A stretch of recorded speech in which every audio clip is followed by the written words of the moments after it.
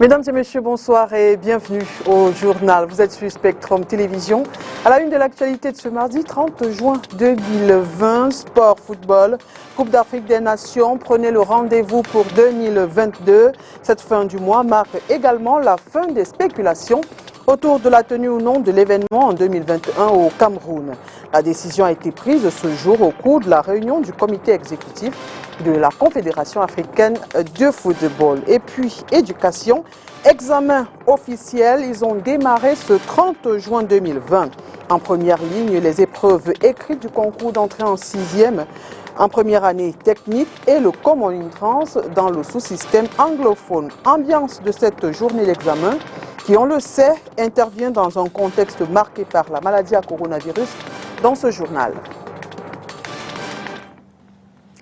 Mesdames et messieurs, une fois de plus, bonsoir et bienvenue au journal. On démarre à l'Assemblée nationale où les parlementaires pourront bientôt adopter de nouvelles résolutions pour le maintien de la paix au Cameroun. C'est du moins l'une des décisions fortes attendues du débat ouvert depuis ce matin à l'Assemblée nationale. Cependant, la Chambre basse abrite également des échanges entre l'Assemblée nationale et la Chambre des comptes. Les nouvelles du Parlement, c'est avec vous, Olivier Bouzik.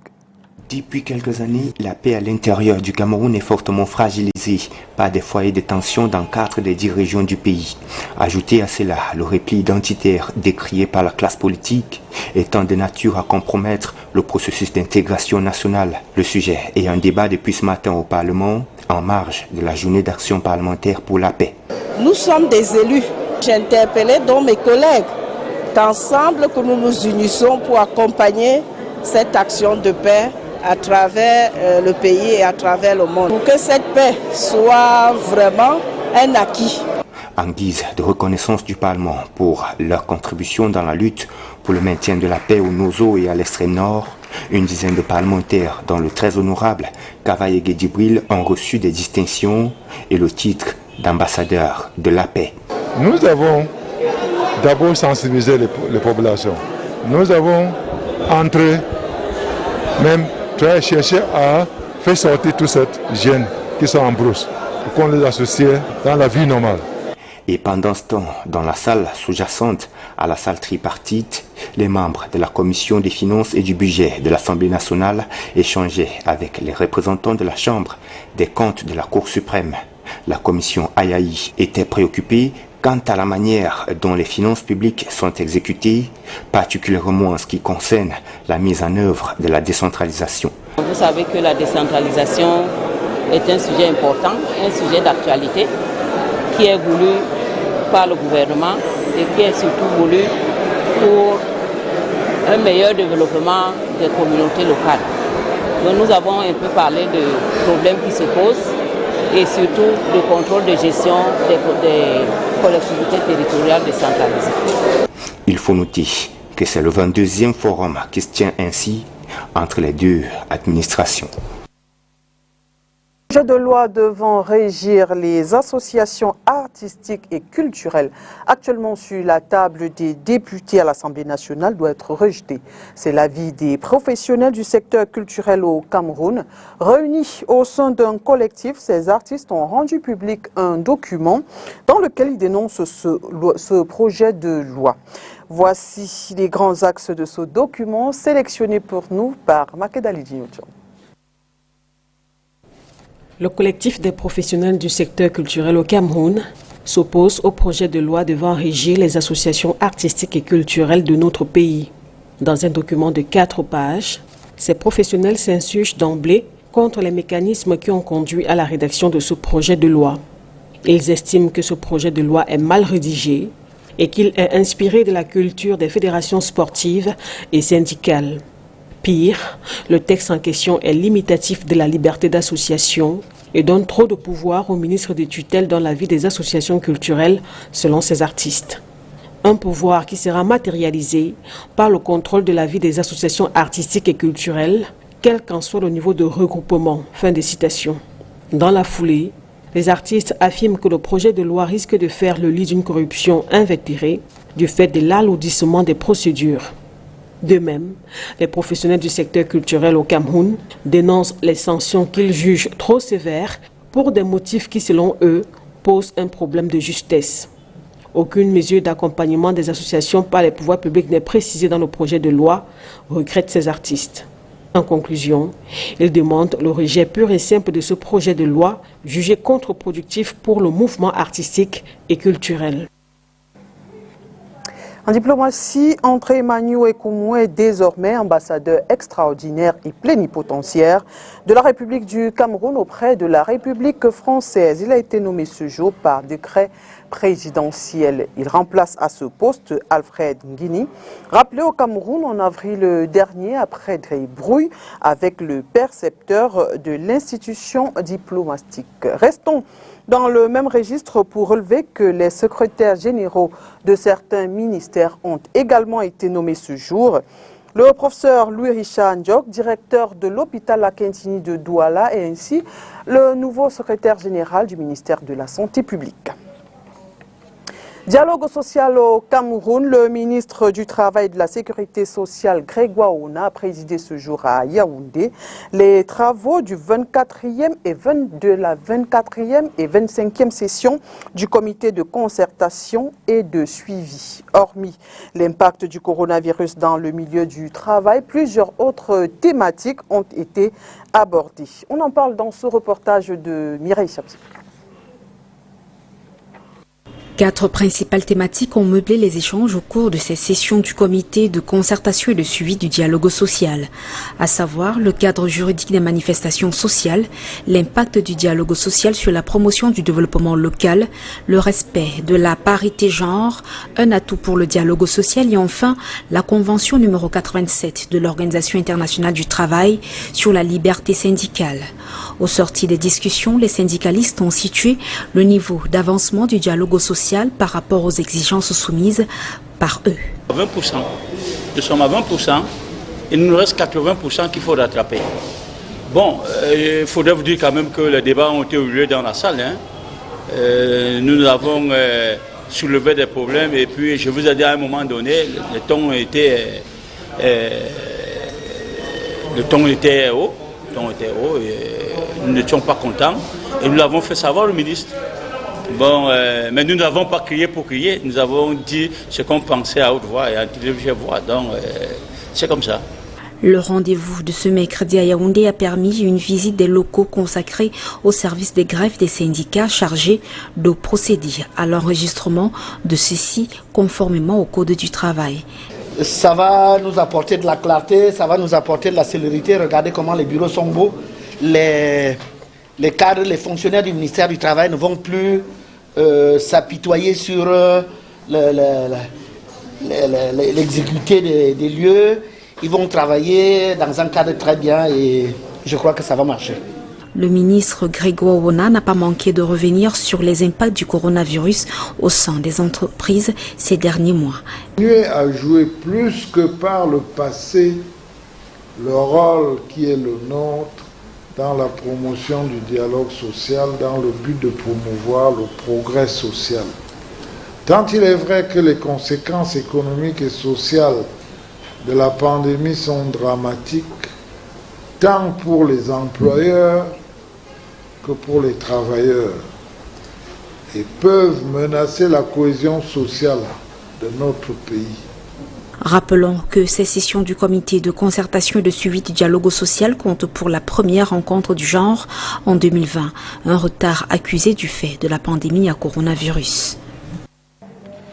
Promouvoir le partenariat public-privé dans la santé en impliquant les entreprises pour lutter contre le coronavirus, le sida, la tuberculose, le paludisme, le dialogue et l'hypertension, c'est l'objectif du programme Santé Entreprise Afrique lancé ce 30 juin au JICAM ici à Douala. Le dit programme bénéficiera à terme aux employés, familles et communautés environnantes.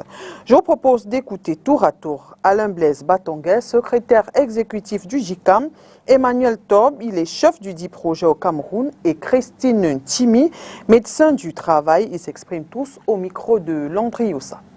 La première qualité d'un manager, ce n'est pas de fixer de gros salaires, mais c'est de s'assurer que son personnel est en parfait état de santé. Quelles sont les dispositions qui sont prises pour prévenir les maladies qui reviennent tout le temps et quels sont les projets qui sont mis en œuvre pour prendre en charge ceux qui tombent malades. Voilà l'enjeu principal autour duquel le GICAM a accepté de participer au lancement donc, de cette initiative de santé en entreprise en Afrique, qui est une idée lancée par le CIAN, qui est le cercle des entreprises françaises basées en Afrique. Et de ce projet, ce programme, de ce qu'on a pu comprendre, se met en œuvre aussi bien en Côte d'Ivoire qu'au Cameroun. Il s'agit d'apporter un complément en ce qui concerne l'amélioration du système de santé au Cameroun. Il est clairement reconnu que la prévention en termes de santé est beaucoup plus intéressante pour retarder au maximum la survenue des maladies et surtout les dépistages et les prises en charge précoces permettent de maîtriser les complications. Le Covid a entraîné des dépenses qui n'étaient pas prévues. Une augmentation des dépenses en santé, une augmentation dans l'absentéisme des travailleurs et a amené les entreprises à se déployer autrement, des choses qui n'avaient pas été prévues au départ dans les budgets. C'est fait que ça a un peu fragilisé les entreprises. Mais il y a eu un impact positif parce que la prévention sur les mesures barrières, l'augmentation de la précaution en matière de santé, lavage des mains et distance a diminué l'impact et la fréquence des maladies du péril hydrofécal. La première qualité d'un manager, ce n'est pas de fixer des gros salaires. De notre série sur l'impact de la construction des drains sur les populations de la capitale économique. Celle-ci fustige le travail qui a été fait. Et selon elle, les normes en matière de construction des drains n'ont pas été respectées vu que les eaux continuent de déborder et les inondations obstruent la circulation des automobilistes et autres usagers de la route. René Narcisse Moto et Jules Epos sont allés au quartier Kassa la Femme, c'est dans les encablures du camp Yabassi. Voici leur reportage. Ici, on peut profiter en cette journée de la clémence des dieux de la nature pour vaquer à ses occupations quotidiennes. Chose impossible quand Dame Pluie s'invite. Nous sommes au quartier Kassava Farms, contigu au camp Yabassi, dans le 2e arrondissement de la ville de Douala. En cette journée du 30 juin 2020, les riverains sont épargnés du stress auquel ils font face quand il pleut. Durant ce moment, on ne peut plus cauchemardesque, tout le monde a les pieds dans l'eau. Les eaux envahissent les maisons et du coup s'ensuit la destruction des objets de valeur. Et pour cause, la mauvaise construction du drain, lequel, à en croire les experts du génie civil, ne respecte pas les normes. Vu que les eaux débordent, un état de choses qui complexifie la circulation des automobilistes et autres usagers de la route. Lorsqu'il pleut, le drain gonfle et l'eau déborde, ça va. Le seul problème, c'est que ça va vite qu'avant. Oui, avant, ça entrait dans les maisons et maintenant, ça va plus vite. Mais ça déborde, ça déborde. Tout ce que, comme vous voyez là, tout ce que vous voyez là, comme vous voyez là, ça déborde, ça ferme tout ça. Bon, si tu passes ici que tu ne maîtrises pas, tu peux facilement tomber à l'intérieur.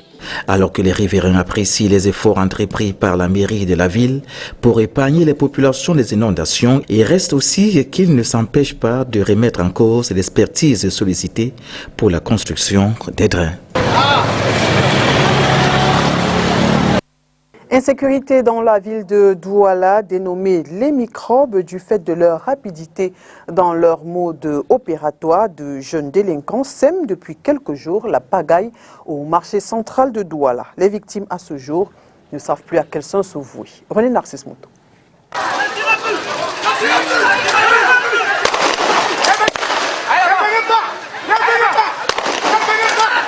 Cet individu pris en tenaille fait partie d'une bande de jeunes délinquants qui sèment la terreur dans les coins et recoins de la ville de Douala.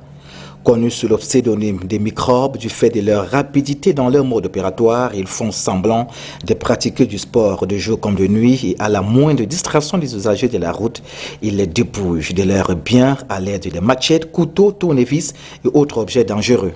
Cette sale besogne, ils la font en l'espace de 5 voire 10 minutes et fondent dans la nature par la suite. Sauf que cette fois, mal en a pris à certains. Nous sommes au quartier Nouvelle Route Bessengue, dans le 1er arrondissement de Douala, en septembre 2019. Tout le quartier est en alerte alors qu'une battue est organisée contre ces hors-la-loi. À leur trousse, les forces de l'ordre et de sécurité et les riverains qui veulent en découdre. Environ une dizaine sont débusqués de leurs cachettes et puis mis aux arrêts. Pour les populations, il n'est point besoin de les laisser partir.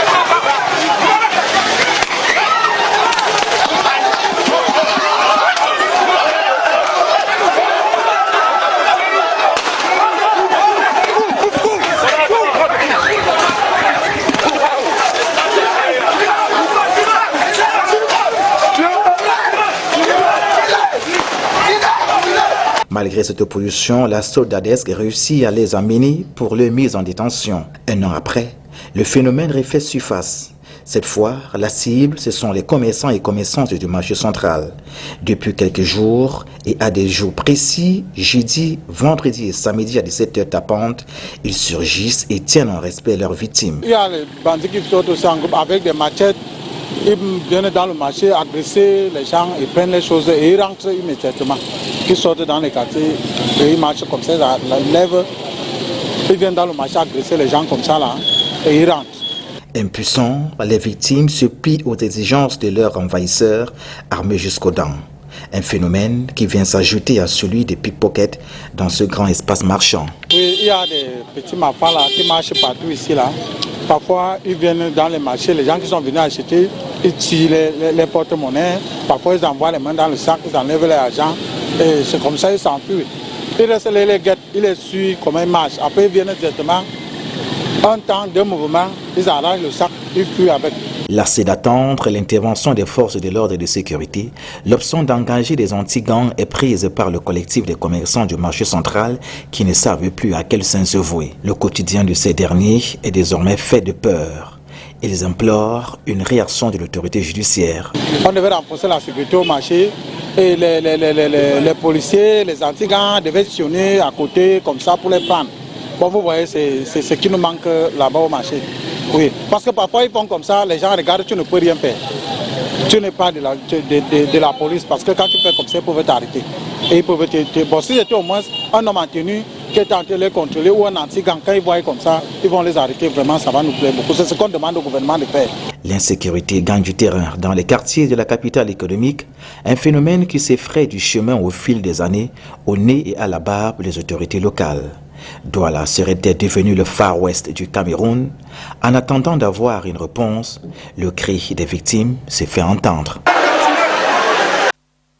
Parlons éducation à présent, près de 180 000 candidats ont affronté ce 30 juin 2020 sur l'ensemble du territoire national les épreuves écrites du concours d'entrée en 6e.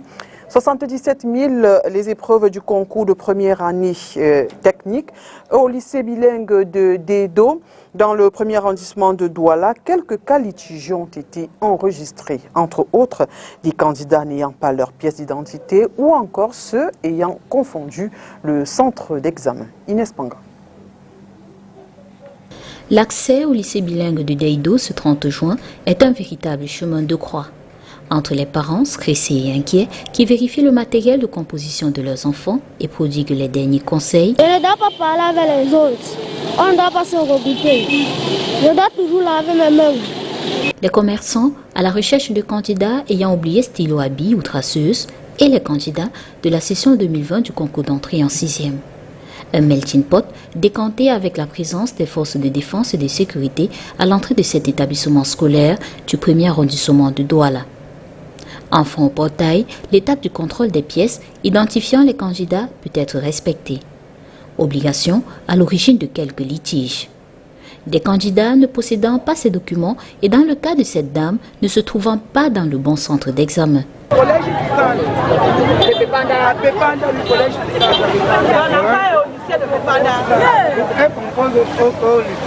a oublié la carte d'identité de l'enfant à l'école.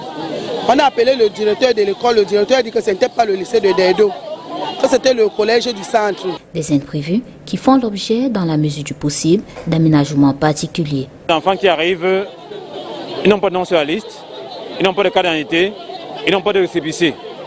Dans ce cas-là, on peut les faire entrer parce qu'on ne sait pas d'où ils viennent, pourquoi ils viennent à Dedo. Au moins, si l'enfant avait la carte d'identité et son récépissé, on le fait comprendre dans une salle de contentieux et on gère le problème après. Enfin, dans l'établissement, les mesures barrières contre la Covid-19 respectées, à 8 heures, la première épreuve, compréhension de test, peut être lancée. Les candidats composent jusqu'à 12h30. Premier examen officiel de la session 2020 organisé par le ministère des Enseignements secondaires, environ 180 000 candidats ont été enregistrés pour le concours d'entrée en 6e sur l'ensemble du territoire national et 77 000 pour l'entrée en première année technique. 6e, on le sait, se déroule dans un contexte marqué par la pandémie à coronavirus et ainsi donc le respect des mesures barrières contre cette maladie était une des conditions à l'entrée des candidats aux salles de composition. Un processus allant du lavage des mains à la distanciation physique dans les salles. Et justement à ce sujet, le ministère des Enseignements secondaires a recommandé qu'il y ait 24 candidats au maximum dans chaque salle. Inès Pangan. La Covid-19 n'a pas loupé la session 2020 du concours d'entrée en 6e. Au lycée bilingue de Deido, dans le premier arrondissement de Douala, le respect des mesures barrières fait partie des conditions à remplir avant tout accès dans la salle de composition. Le processus va du lavage des mains à la prise de température et au port obligatoire du masque. Ces dernières règles n'est pas respectée par tous les candidats. Nous avons respecté les mesures de distanciation. Vous voyez les seaux avec des robinets et du savon pour se laver les mains. À l'aide du thermoflash, nos collaborateurs prennent la température au niveau avant que les enfants y entrent. Et nous avons prévu des masques pour des enfants qui n'auraient pas apporté de masque. Autre changement lié à la crise sanitaire, la distanciation physique des candidats dans les salles de composition. À cet effet, le ministère des Enseignements secondaires recommande qu'il y ait 24 candidats au maximum par salle. Une fois installés, ces derniers ne sortiront qu'à la fin de toutes les épreuves écrites. Nous avons passé des communiqués aux parents pour que chaque enfant vienne avec son goûter, parce qu'il ne serait pas possible qu'ils sortent pendant la pause. Ils vont rester sur place. Donc ceux qui ont des goûters, ils vont rester dans la salle, le déguster et ne sortir qu'à la fin de l'examen. Les mesures appliquées ce 30 juin 2020 pour le concours d'entrée en 6e et en première année, qui le seront aussi pour les autres examens officiels. Pour limiter les contacts et la propagation de la Covid-19, les épreuves sportives et physiques de la session 2020 seront écrites. L'information à l'international, c'est dans le Round-up Afrique avec VOA.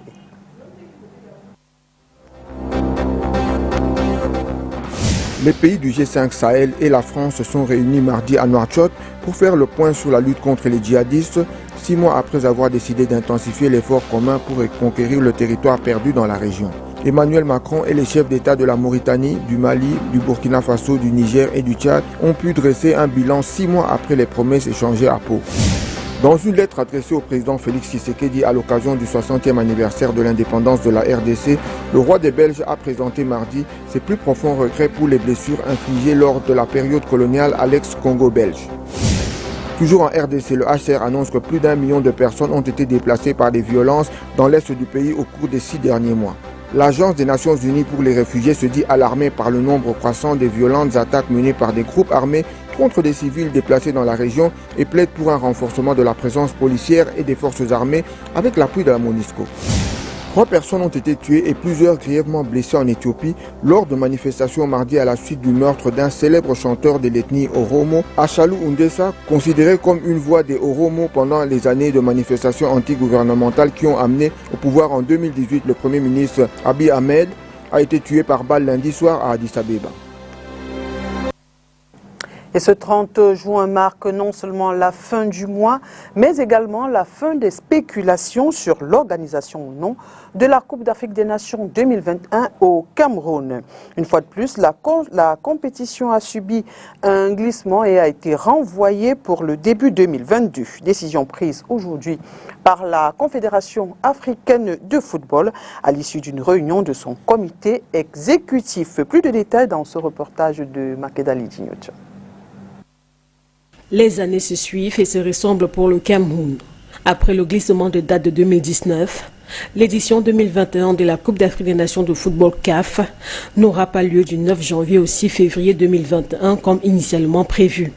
La CAN 2021 subit un nouveau glissement et est décalée d'une année. Elle est donc reprogrammée pour 2022. C'est l'une des principales résolutions prises ce 30 juin par le comité exécutif de la Confédération africaine de football à l'issue de la réunion tenue par visioconférence. Il y a le report de la CAN en janvier 2022, surtout qu'il nous reste encore des matchs de qualification. Il nécessite aussi une consultation avec la FIFA pour déterminer dans le calendrier international ces 4 journées de qualification qui nous restent. Voilà. Le CHAN reprogrammé à 2021, la CAN féminine 2020 annulée, mais remplacée en 2021 par une ligue féminine, la Ligue des champions, une nouvelle compétition. En conférence de presse, le président de la CAF a tenu à rappeler que le report de la CAN 2021 pour 2022 est le résultat d'une décision consensuelle. Vous vous souvenez peut-être, lors de mon discours à Addis Abeba, j'avais toujours dit que je ne prendrais aucune décision sans se référer aux parties prenantes. J'espère que jusqu'à preuve du contraire, dès le début jusqu'à aujourd'hui, j'ai respecté cette démarche et mon état d'esprit n'a pas changé. J'ai consulté mon administration à travers le secrétaire général, m'a aidé à consulter tous les partenaires, que ce soit commerciaux ou gouvernementaux. Et même, nous avons fait une consultation à travers notre commission concernée pour pouvoir préparer un document de travail bien fourni au COMEX. Chose faite, la partie camerounaise s'associe entièrement à cette décision. Outre le report de la CAN masculine, d'autres décisions ont été prises lors des travaux de ce 30 juin. Le CHAN Cameroun 2020 a été renvoyé pour janvier 2021. Les compétitions des jeunes de moins de 20 ans qualificatives pour le mondial FIFA de cette catégorie ont été aussi maintenues. Et voilà qui met un terme à cette édition d'information. Mesdames et messieurs, merci d'avoir été des nôtres et bonne suite des programmes sur Spectrum Télévision.